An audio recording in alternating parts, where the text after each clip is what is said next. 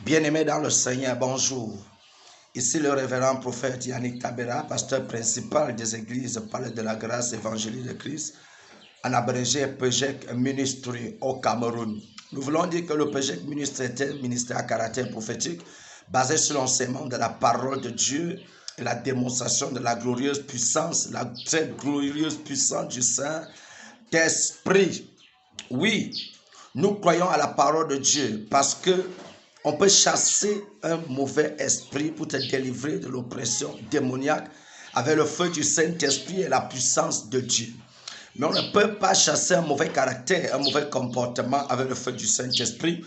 Il faut lui donner la parole de Dieu. Il faut formater l'état de son esprit et intégrer la parole de Dieu qui est le caractère, le comportement de Christ, afin qu'on te reconnaisse totalement comme étant enfant de Dieu ou bien chrétien.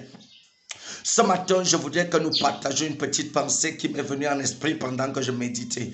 Aujourd'hui à 3h30 et que j'étais en intense prière, le Seigneur a commencé à me parler sur les principes d'exaucement, sur la formule qui oblige l'exaucement dans la prière d'un enfant de Dieu. Je vais te le dire. Déjà, je vais te valoriser. La Bible nous dit clairement que le voleur ne vient que pour voler. 1. Égorger. 2. Tuer. Ensuite 3. Voilà les 3 choses sur lesquelles je veux qu'on s'appuie. La première question, c'est qu'est-ce que le voleur vient voler? 2. Pourquoi le voleur doit t'égorger? 3. Pourquoi il doit finir par te tuer? Nous allons répondre à ces 3 questions. Notez dans le d'Éphésiens, la Bible dit que le Seigneur nous a bénis de toutes sortes de bénédictions dans les lieux célestes en Christ Jésus. Cependant, l'homme étant le temple du Saint-Esprit, je comprends clairement la raison de pourquoi nous parlons de possession, nous parlons d'envoûtement. Imaginez quelqu'un qui vient pour voler, il vient voler quoi? Il vole ce qui est déjà en toi. Bien-aimés dans le Seigneur, le problème avec nous les enfants de Dieu, c'est qu'on confond le principe de l'ancienne alliance et le principe de la nouvelle alliance. Le principe de l'ancienne alliance était basé sur des prières de supplication, sur des prières d'intercession. Ça, c'était le principe de l'ancienne alliance. Il fallait respecter la loi, il fallait vivre selon la loi. Ça, c'était la vie en Dieu, jalonnée de beaucoup d'efforts pour mériter ce que tu demandais à Dieu à cette époque. Vous comprenez? Mais à la nouvelle alliance, quelqu'un a dit à la croix, tout est accompli. Tout est accompli veut dire quoi? La nouvelle alliance n'est plus faite pour des prières de supplication. On ne supplie pas ce qui est déjà accompli. On rend grâce et on dit merci parce que c'est accompli. Il a dit tout est accompli.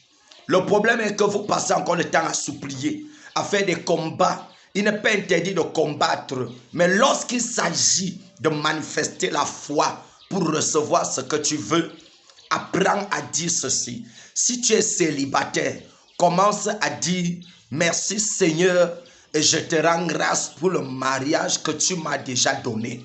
Même si tu ne le vois pas encore, c'est ça la haute dimension de la manifestation de la foi. Souvenez-vous que la foi vient de ce que tu entends. Et ce que tu entends vient de la parole de Dieu. Et c'est Dieu qui dit tout est accompli.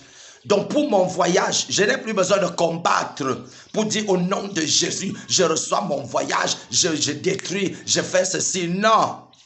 J'ai dit merci à Christ d'avoir accompli mon voyage. Et même si je ne l'ai pas encore reçu, la manifestation de la foi active directement l'exaucement de la parole de Christ sur la croix. Puisque la nouvelle alliance est essentiellement basée sur la grâce. La grâce qui est un don immérité. Donc ce n'est pas par ta force. Le Seigneur l'a dit à Zorobabel. Ce n'est pas par ta force que la montagne là sera déplacée. Ce n'est pas par ta force que ce problème là va partir.